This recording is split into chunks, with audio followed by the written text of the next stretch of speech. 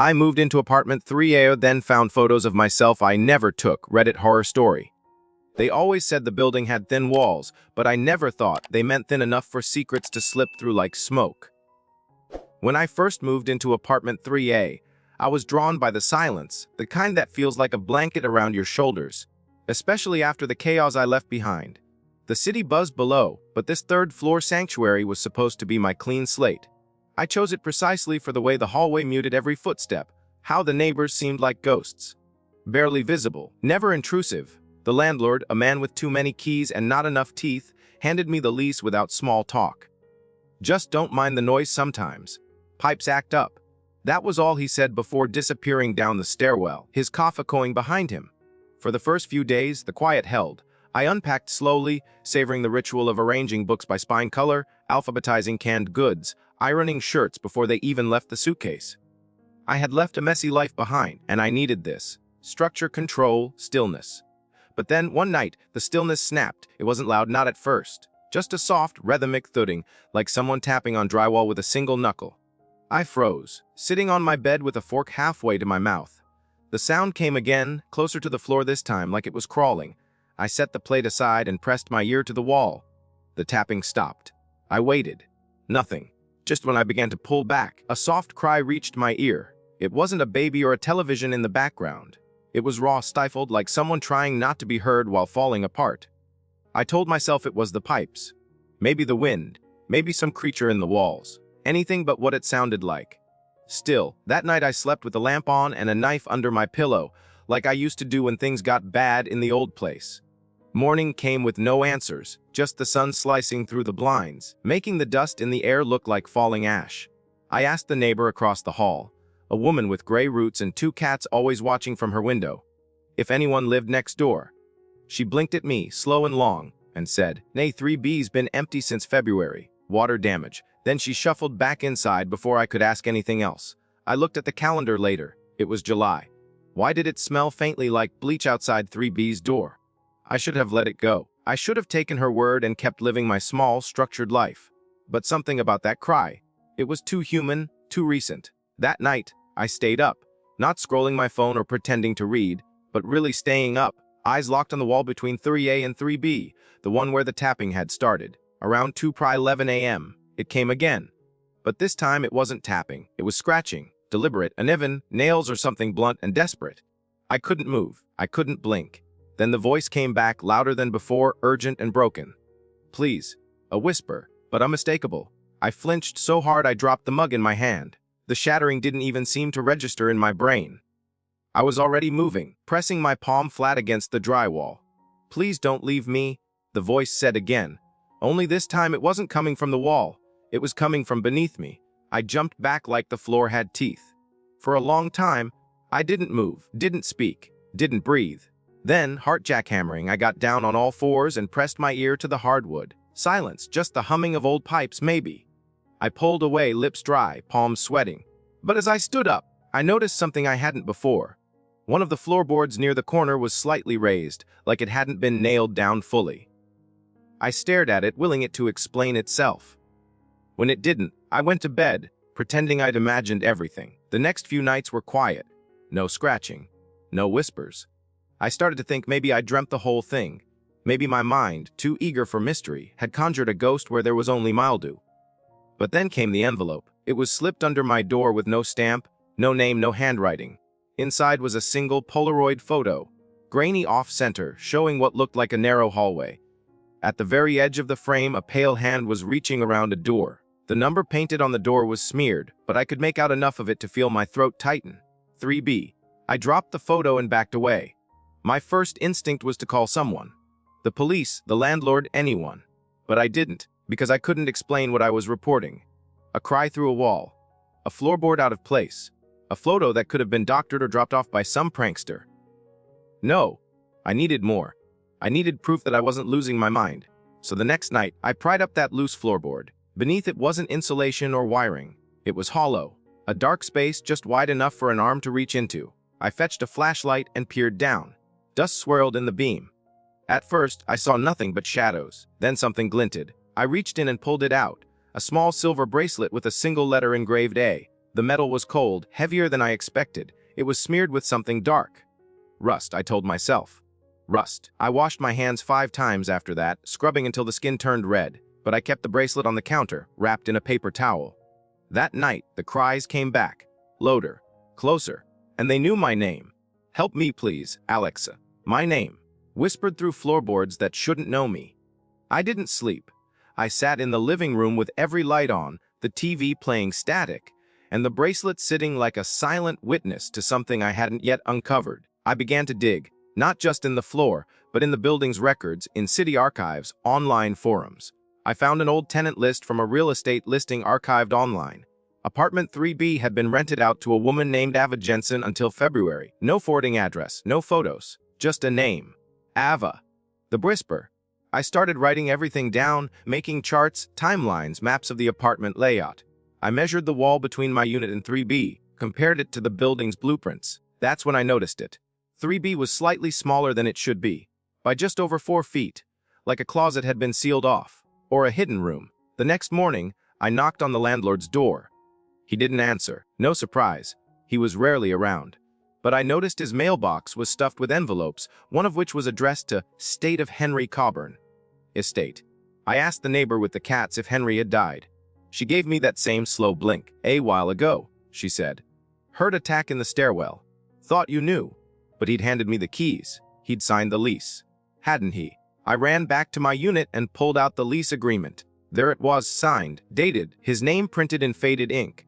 But something about the signature looked wrong. The ink didn't match the rest, like it had been added later. By someone else. The envelope with the photo was still in my drawer. I took it out, held it to the light. There, faintly etched on the corner, was another letter. A second one. AJ, Ava Jensen. I knew then that I had to get into 3B. Not because I wanted to, not because I was brave, but because if I didn't, I'd never sleep again. I waited until nightfall. Then I picked the lock. It wasn't as hard as I expected. The door swung open with a groan like it hadn't moved in years. Inside, dust blanketed every surface. The air smelled like rot and old perfume. But it wasn't empty.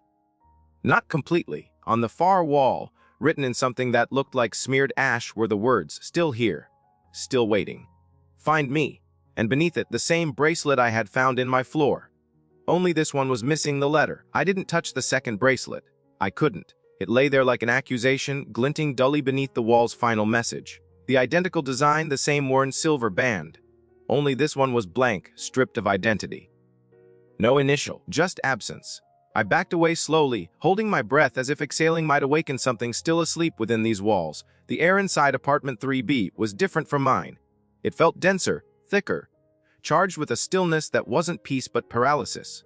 The curtains were drawn, but light filtered through in faint slivers, illuminating floating particles and casting vague shapes on the peeling wallpaper. Furniture remained, an old armchair sunken in the center, a side table tilted on one broken leg, a rotary phone mounted on the wall with the cord torn at the base.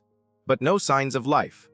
Or rather, no signs of living life. I took cautious steps into the room, careful not to disturb the dust, as though any sudden movement would alert whatever had been left behind.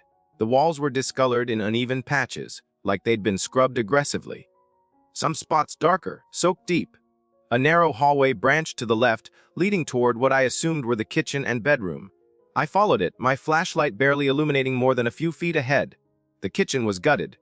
Cabinets hung open, hinges rusted, drawers missing, a sink filled with grime. On the counter sat a small record player, needle cracked, but with a record still on the turntable.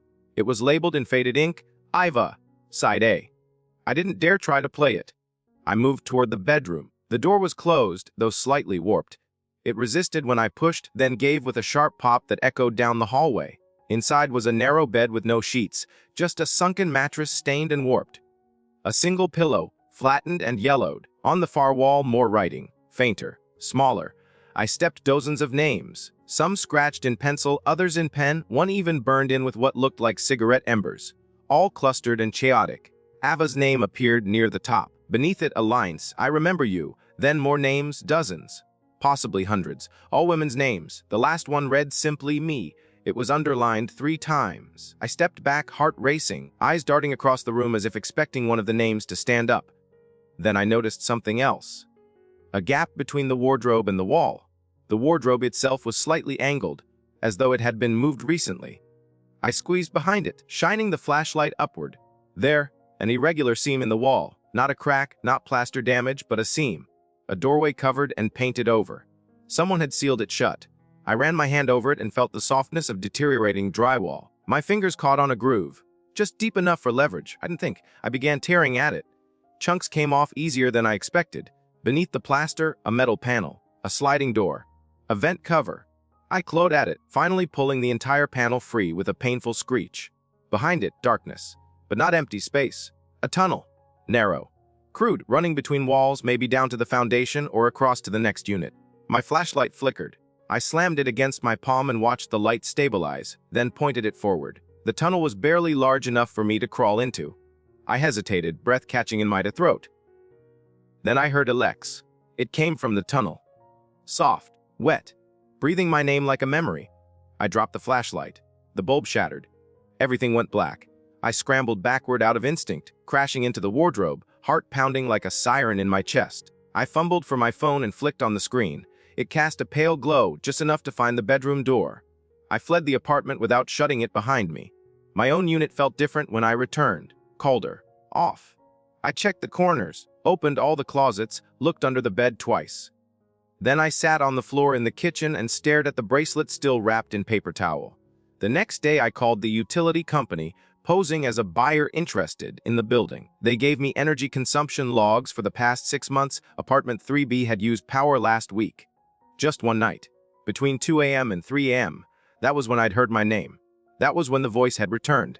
I checked the thermostat. My unit was colder by 5 degrees than the others on the floor.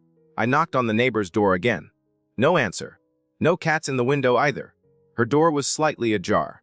I pushed gently, calling her name, but it opened into an empty apartment. Lights off, a faint smell of vinegar, everything undisturbed except a single envelope on her kitchen table. My name written on the front. I picked it up, hands shaking. Inside, a map.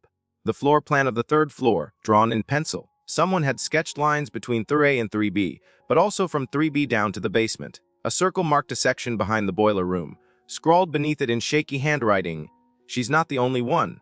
I didn't sleep that night. I listened to every creak, every shift in the foundation, every pipe that groaned, and at 3:02 a.m. I heard it again, the scratching, but this time it came from my closet. I opened the door slowly. Nothing. Just my clothes, neatly arranged, but the wall behind them a tiny hole, circularly made, fresh debris around the edge. I stared into it. Pitch black. Then something moved, just a flicker. A blink, I jumped back, slamming the closet door. The next morning, I went to the property management office. It was closed. The phone line disconnected. The number no longer in service. I checked online listings. No record of the company anymore. No tax ID, no business license. It was like it had never existed. And the man who gave me the lease, Henry Coburn, obituary dated January, 2 months before I moved in. The photo showed the same man I remembered, same jacket, same missing tooth, same eyes. I dug through my documents again. The lease had his name, yes, but the signature at the bottom, it wasn't his. It was mine. My own signature matching the one on my driver's license. Somehow, somewhere along the way, I had signed both ends of the lease. The envelope with the Polaroid now had 3 new photos inside, each darker, each closer to the door in the hallway. The last one showed a single eye peering through a crack. A woman shot. Desperate, but unmistakably familiar. It was in my eye. I dropped the envelope and backed away. Then I noticed it. On the inside of my front door, more scratches. Small vertical, like tally marks. I counted them. 39. One more than yesterday. That night I made a decision. I packed a bag, booked a hotel, and left. I told myself I'd return with police, with proof, with someone who confirmed I wasn't imagining all of this. But at the hotel I couldn't sleep. Not because of the memories, but because the light in the hallway flickered at exactly 3:02 a.m., and from beneath the bed came the faint sound of scratching. I crawled out of the room. Took the stairs, slept in the lobby with the desk clerk watching me like I was contagious. When I came home the next day, the hallway was different, shorter. One door was gone. Apartment 3B had vanished, replaced by smooth plaster and a new fire extinguisher case. I asked the mailman. He blinked, confused. There's never been a 3B. This floor skips from 3A to 3C. Old design flaw. You new here? I showed him the lease. He shrugged. Guess it's a typo. I didn't correct him. I just nodded and walked back to my unit, where the bracelet still sat wrapped in its paper towel, and the hole in my closet had grown just slightly wider. I stopped keeping track of the days after that. My phone calendar remained blank, my clocks unset. Mornings and nights blurred together like smudged ink on damp paper, everything starting to feel like the same dream repeated with slight alterations. The hallway still lacked any trace of apartment 3B, yet my doorframe bore subtle, impossible scars. Indentations where hinges had once been, paint layers thinner than the surrounding wall, as if something had been scraped away instead of built over. I became obsessed with documenting these inconsistencies. I photographed the same corner each morning, only to find shadows in the frame that hadn't been there before. I filmed my apartment overnight, and on more than one occasion, the footage showed a flicker of movement near the closet.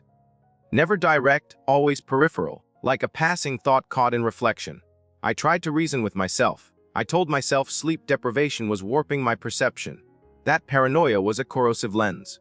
But how could I argue with the evidence stacked on my desk? The Polaroids with my eye staring back, the second bracelet still stained and weighty, the envelope with its now 5 photos, one more every few nights like a countdown in reverse.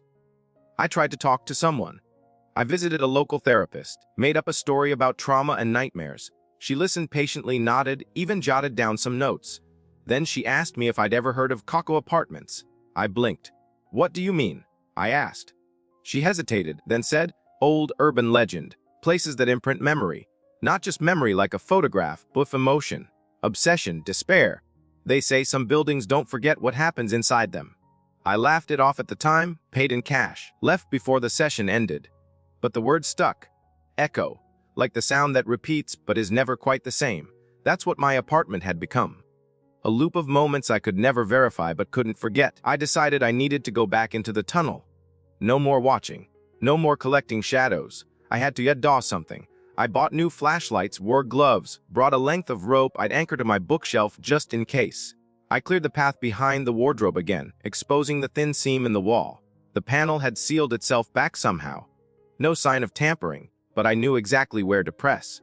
This time, it came off easily, like the tunnel was waiting for me. I slid in feet first, the air immediately turning damp and claustrophobic. Dust swirled as I moved, and the smell was worse now. Earthy, rotten metallic decay, like rusted nails soaked in stagnant water. The tunnel angled down slightly, then turned left, then right like it was curling through the skeleton of the building. My flashlight flickered again. I didn't hit it this time. I let it die, and when it did, the darkness felt alive. But I kept going, crawling inch by inch until I reached a small chamber. Not much bigger than a closet, but clearly man-made. Plaster walls, wooden planks reinforcing the ceiling, even a single bare bulb above. It wasn't lit, but there were things inside. A mattress, a chair, a recorder, not a modern one, but an old cassette model half covered in dust. Beside it, a notebook.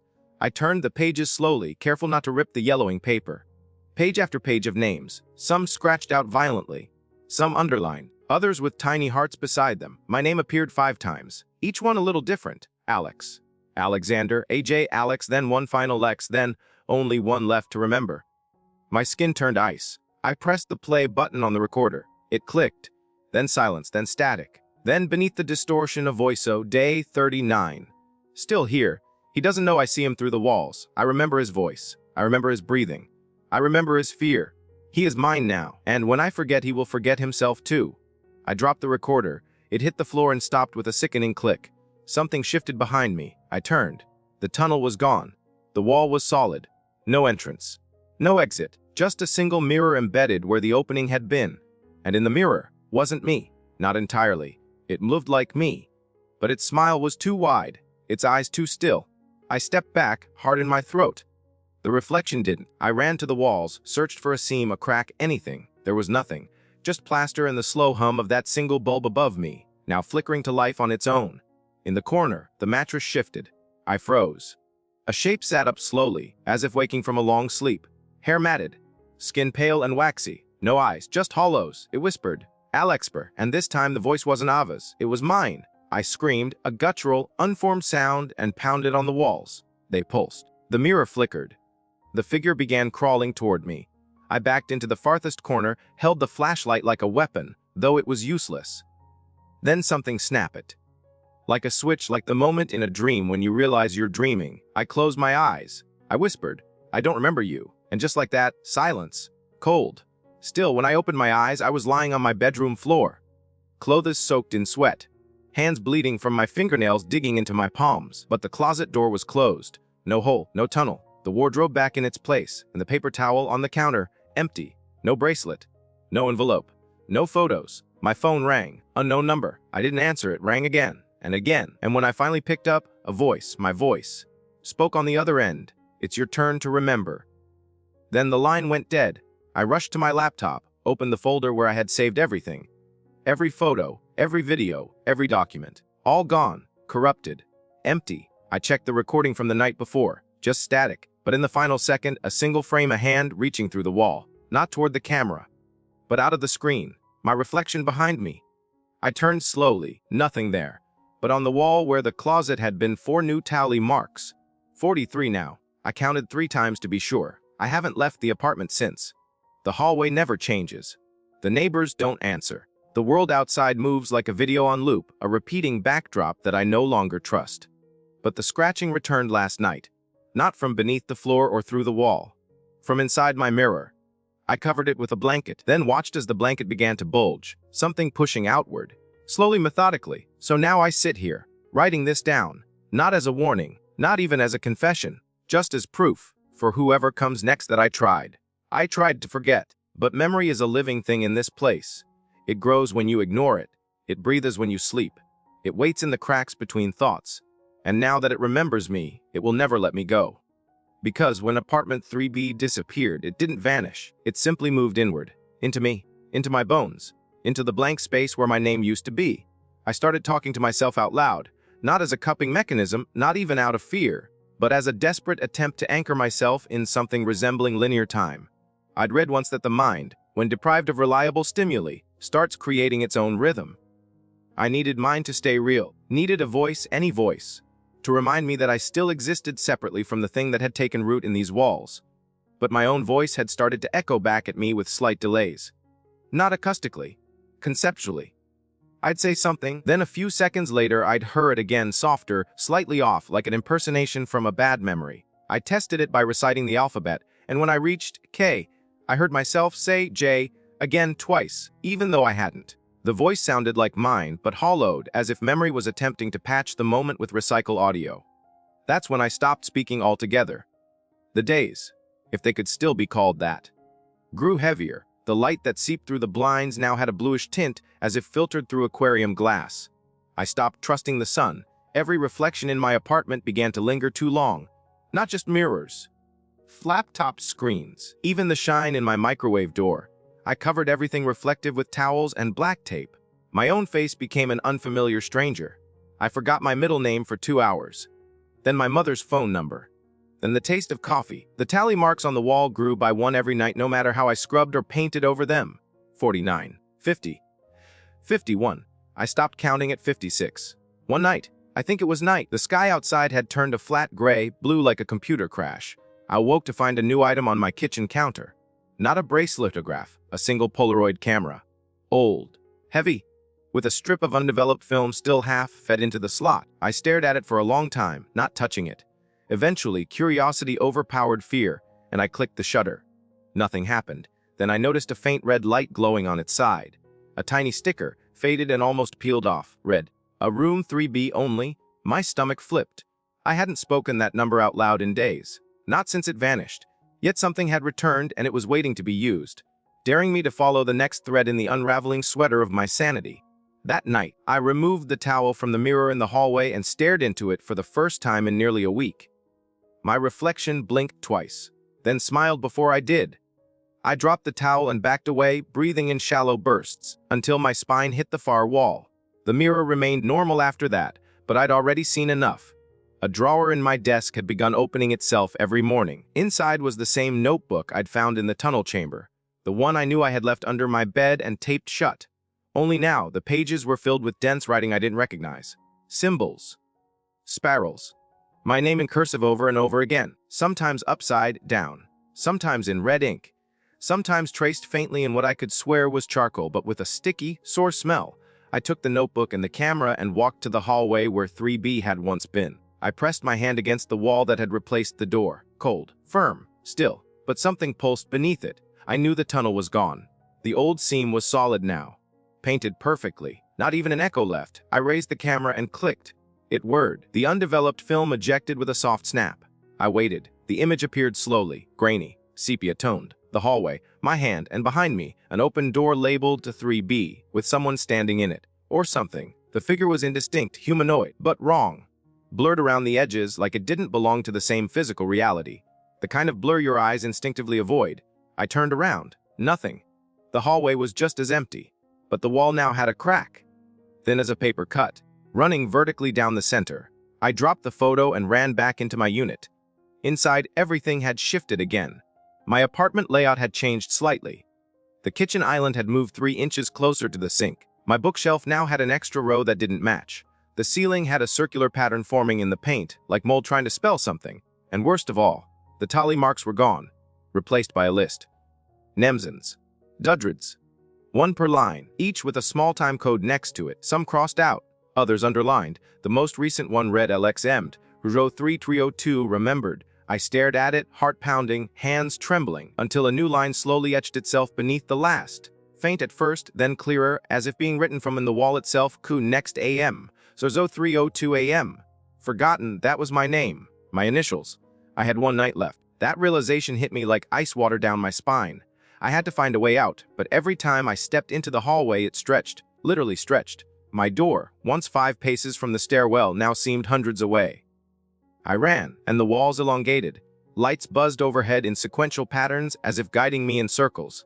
Eventually I gave up and returned to my unit, if it could still be called that. The floor plan had shifted again.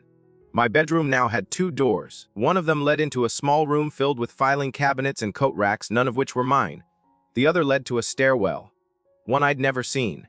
I followed the stairwell down, and down. The building only had 3 floors, but this stairwell seemed infinite. I passed unfamiliar doors marked with outdated room numbers. 2ZXB3. My flashlight flickered with every step, but I didn't dare stop. Eventually, the steps ended at a landing with no door.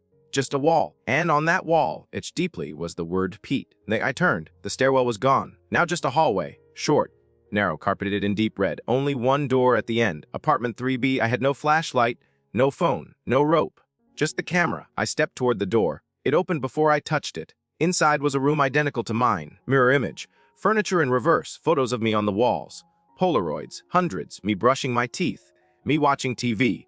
Me staring out the window. Me sleeping. Some were taken from behind, as if someone had stood inches from me and I never noticed. And on the bed, my body. Sleeping. Peaceful. Breathing slowly. I staggered backward, dropped the camera. It shattered.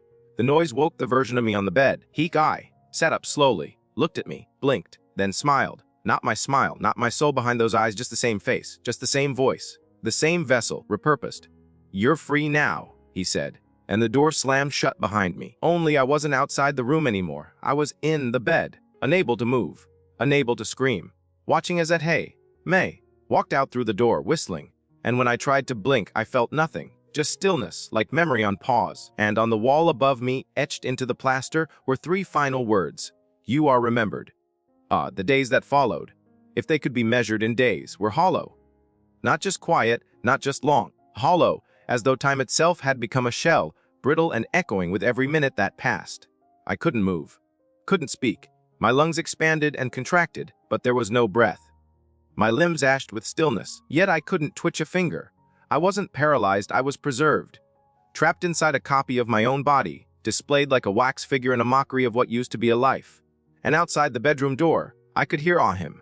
The other Alex. The one who had smiled that not my smile and walked out into the world like it belonged to him now. He lived in my apartment, he used my things. I heard him shower, eat, even hum occasionally. But none of it sounded real. It sounded performed, like a badly rehearsed impersonation, accurate in form but devoid of something invisible but essential. Whatever he wasn't May. Not fully. He didn't remember how I liked my coffee slightly burnt. He didn't know the way I cracked my knuckles when anxious. I heard him fail to greet the neighbor properly. She always used to say morning with an M, not morning with U's. And he just replied, "Yep." Wrong tone. Wrong cadence. He was an echo. But echoes don't care about being accurate. They only care about being heard. My mind tried to drift, but the room wouldn't let me. Every time I began to slip into oblivion, something would jolt me back. A sharp memory injected like a syringe of salt water, the way my mother's laugh used to echo off our kitchen tiles. The first time I ever failed a test and told no one. The silence in Ava's voice. Ava. Her name returned to me with painful clarity one night when the lights overhead blinked in slow rhythmic bursts, mimicking a code I didn't know I understood. 4 blinks, a pause. Then 1. Over, it took me hours. Maybe longer. Time is irrelevant when you are a statue, but eventually I recognized the pattern. Morse code. AVA. She was still trying, still in the walls, still watching. Or maybe trapped like I was. But if she could reach out, so could I. The next morning, or what passed for one, I woke with one change. My right hand, always folded neatly across my chest in this frozen bed, had slipped 2 inches to the side. I had moved, a fraction, a whisper of a twitch. But it was mine. That microscopic freedom became my obsession. I focused every thread of consciousness on that hand, ignoring the rest of my body, ignoring even the footsteps outside my room as the imposter walked back and forth, opening drawers, dragging furniture, breathing. Within what felt like days, I could clench my fingers, then flex my wrist. Eventually, I rolled my head just barely enough to feel the crack of stiff neck tendons. It was agony. It was ecstasy. It was you-proof. My mind was not dead. My identity, not entirely overwritten. I still had purchase, a stake in the soil of this reality. I began to study the room in minute detail. Every crack in the ceiling, every speck of dust that drifted lazily in the filtered light. The wallpaper had a pattern I hadn't noticed before. Faint spirals, repeating, not uniform, some tighter, some warped. The same spiral Ava had drawn in the notebook, the same spiral I'd traced once in the dust near the tunnel chamber. It wasn't just design, it was a signal, a loop, a map. One night, during what felt like my 21st full conscious cycle, I heard the mirror in the hallway shatter. Not from input, from pressure. From far within. Glass crunching outward, the imposter Alex groaned. I heard him curse softly something about not again. He was starting to lose his grip. Or maybe COI was starting to gain mine. That night, when the door opened, I didn't pretend to be still. I stared directly at him. He froze in the doorway. The expression on his face shifted, not shock, not horror. Recognition. He knew this would happen. Not yet, he whispered, almost to himself. It's too soon. Then he closed the door quietly. I heard the lock click, but locks no longer mattered, because now I could sit up. I tested my feet. They responded slowly, like waking limbs after deep anesthesia. I stood swayed and steadied myself against the nightstand. The room warped slightly as I moved, not visually, spatially, like the architecture was resisting my autonomy. The doorway stretched, then snapped back. The floor curved for a moment beneath my feet, like walking on a trapped breath. I opened the door. The apartment had changed again. It looked like mine, mostly, but off, all the furniture reversed. Walls slightly too wide. Windows bricked up. Every book title mirrored. Time here didn't flow. It recurred. I realized then that I hadn't been in a room. I'd been inside a reflection. A trap within the memory of my own home. A decoy version designed to convince me I was still real while the rest of me eroded.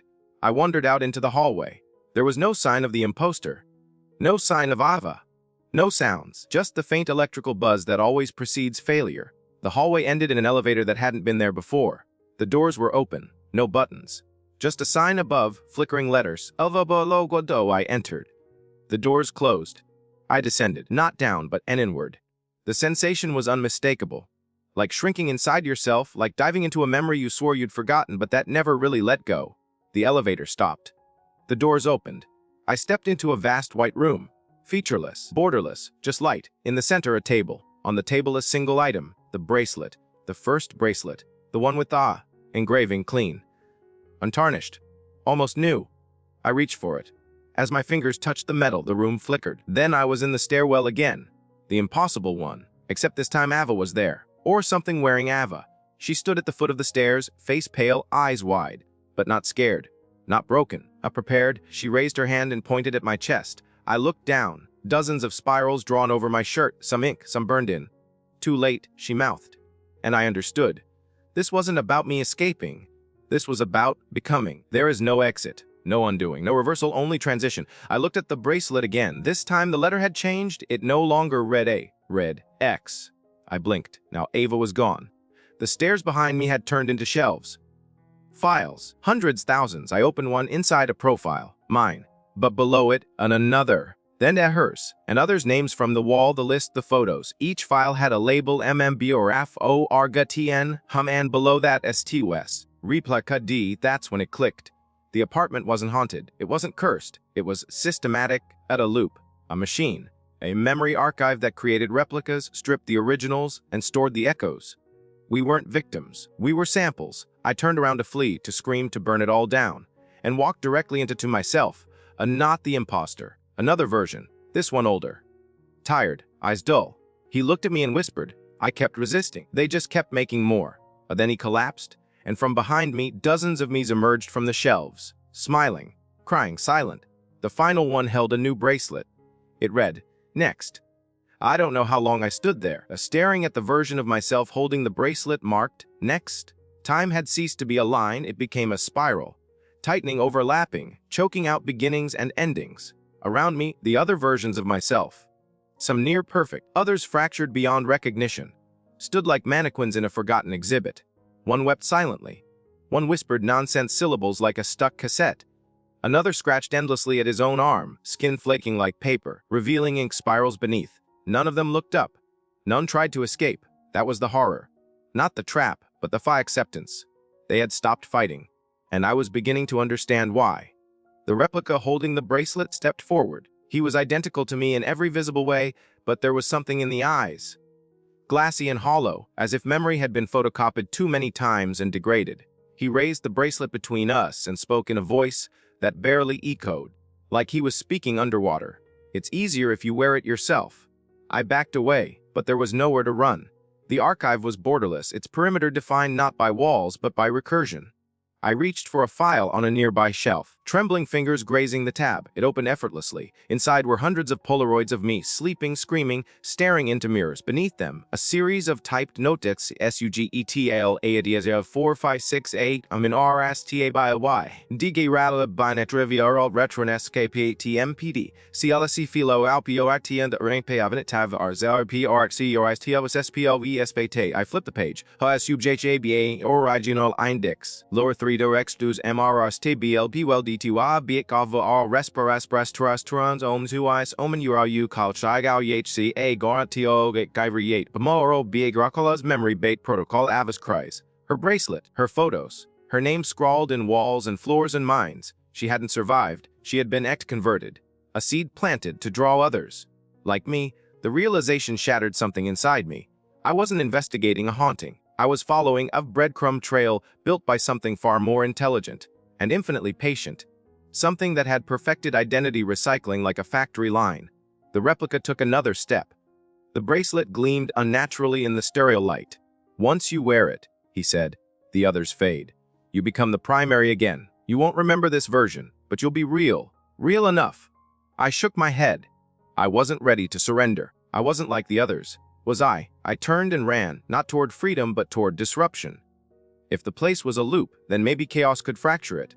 I sprinted down aisles of forgotten selves, ripping files, scattering Polaroids, the knocking over shelves. The versions of me didn't follow. They only watched, blankly expectantly. As if they'd seen this before. At the center of the archive was a spiraling staircase that descended into pure black. I didn't hesitate. I plunged downward, each step warping underfoot like rubber, each level colder and more static filled. At the bottom, a room. Small, perfectly square. Mirrors on all 4 walls. A single chair and a terminal. A flickering screen.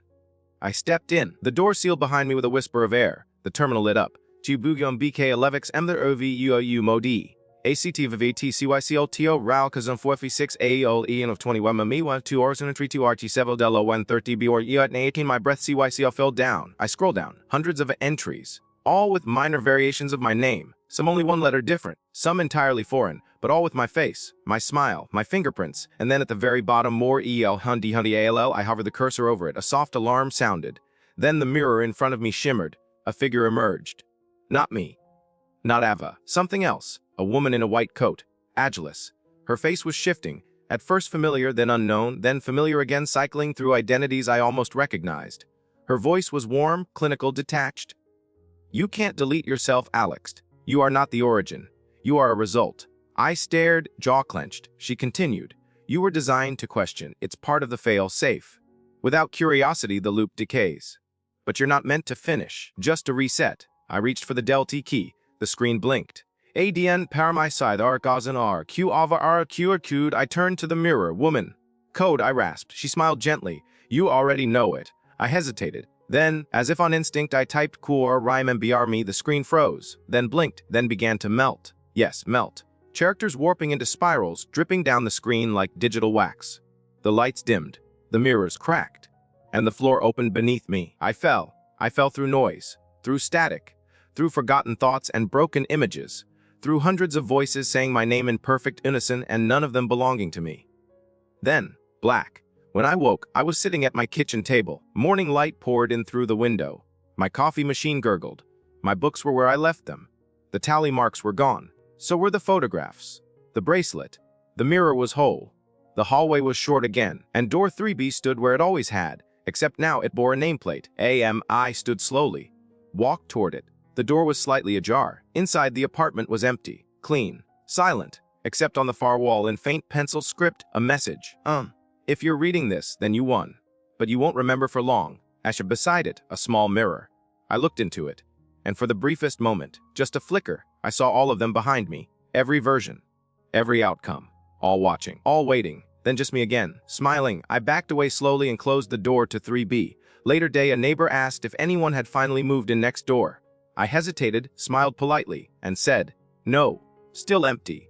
But that night, when I brushed my teeth, I noticed something odd in the mirror. A mark on my wrist, faint, fresh, a barely there indentation like something had once clasped tightly there and recently been removed. A shape, a circle, a letter, a day, and in the hallway outside my unit, barely audible just beneath the hum of the building's bones, I heard it, a whisper. Next. Enjoyed the video? Give it a thumbs up, subscribe to the channel, and tap the bell so you never miss an update.